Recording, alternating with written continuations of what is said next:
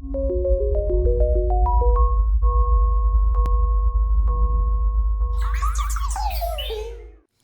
man, guys, it's a lady. Oh, it's a lady bionicle. Oh, it's a lady. Does it look like a lady?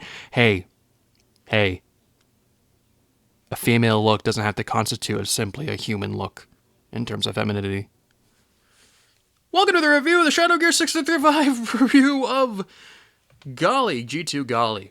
Here she is in all of her manly voiced glory, which, as a side note, I'm very happy to know that the only reason why she has a male voice is because they could only budget one voice actor for everyone.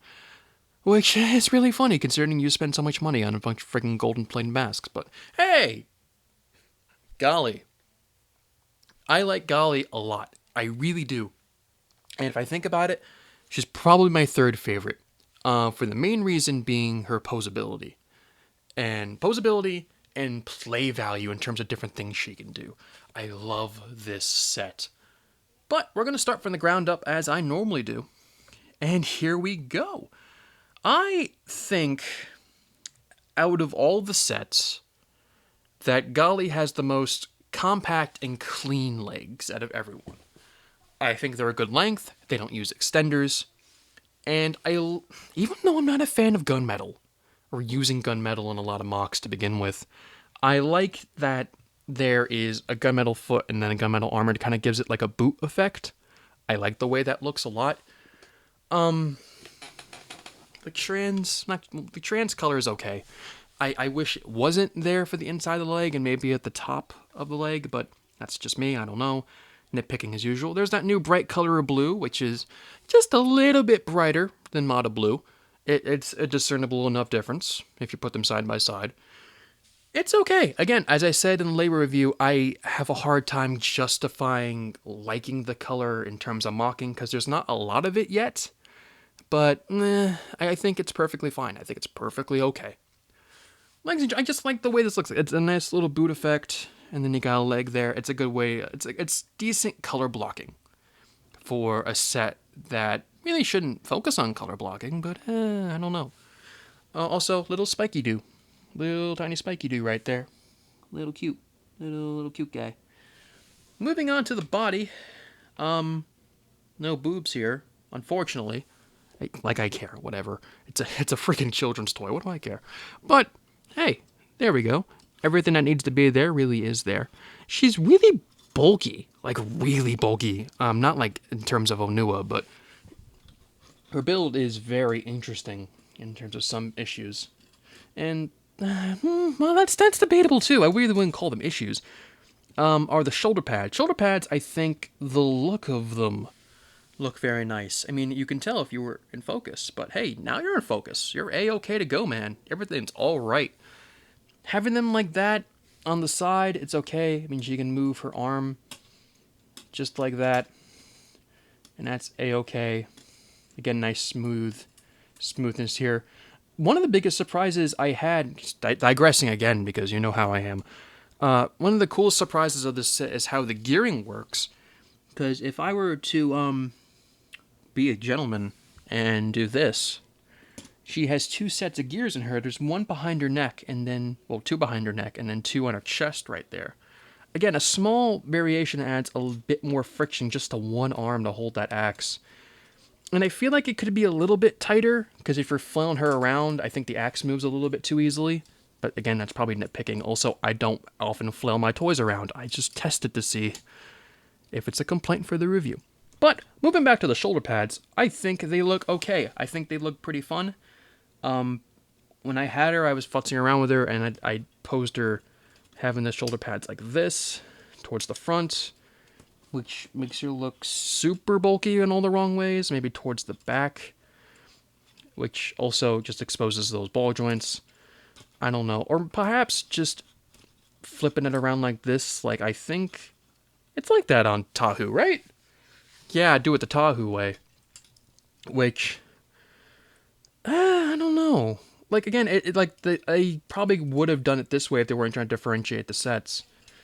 And I think that looks better aesthetically, but again, you're trying to make all these sets look different enough to where You can discern them by color and discern them by look.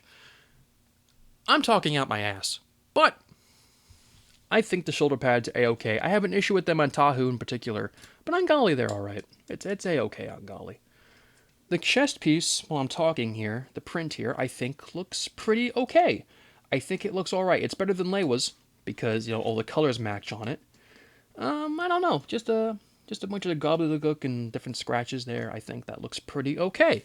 In fact, if I think about it, it's probably one of the better ones out of all the Toa. The arms here, as I showed before, there's only one gear function, and it's right here in this arm. You can tell what's going on with this particular arm. When I first picked her up, I did a bunch of color swapping on her to where I put the trans color where the trans arm was and tried to color match her that way. So, like, the upper arm would be solid, and then the lower arm would just be, like, made of water, which would be really cool if the hand wasn't silver, and it would break the entire illusion. Oh, but now we get into all the cool play features Gali has, and all lies within this axe, which I think is maybe not fitting for the character, despite the fact she had dual axes in the Nuva days. But this one giant axe, which is cool, I think it's really cool. I mean, she can certainly flail it around. Let's do this as hard as possible. Yeah, oh, I broke it. Okay, hold on. I got it. There we go. Here's Gali. Yeah, kind of a hard time wielding one giant axe in terms of if you want to have her flail it around.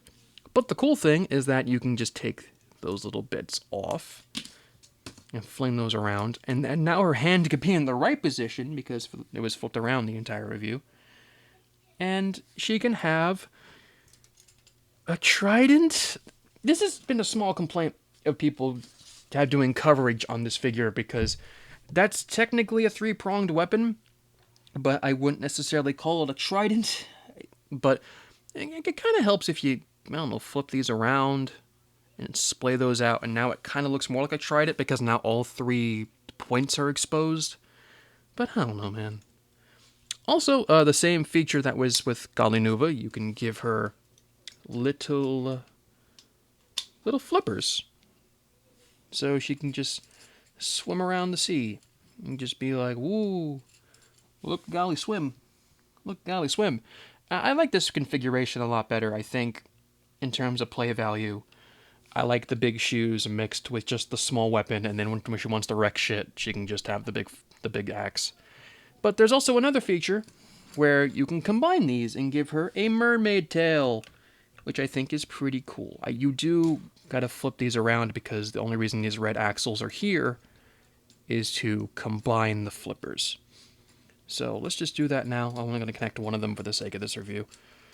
And now she can have a mermaid tail type of look, which I think works. I think it super works, considering that these 2 large chunks can just come together and cover all that up that would have a big gap there normally.